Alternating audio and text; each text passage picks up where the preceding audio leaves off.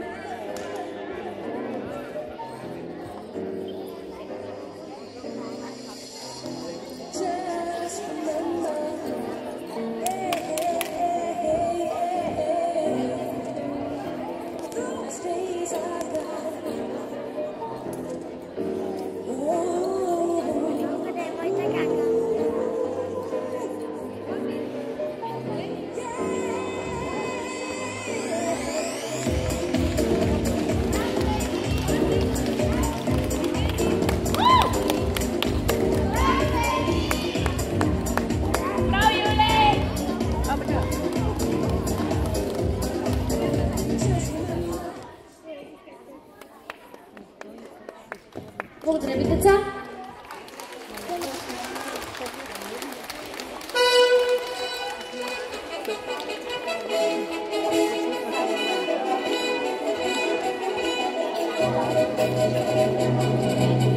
Класиране деца 2006 година без уред. На първо място Виктория Сахачиева Олимпия.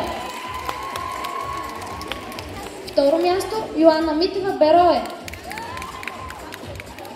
Трето място Магдалена Миневска Олимп. Четвърто място Симона Тодорова Перла. Пето място Йоанна Младенова Олимпия 74. Шесто място Ерин Сабриева Акро. Седмо място Велизара Бакърджиева Брилянт. Осмо място Божидара Кирчева Диамант. Девето място Стефани Иванова Олимпия 74. И десето място Антоанета Иванова. Награждава господин Спас Билджиев, главен експерт към отдел спорт.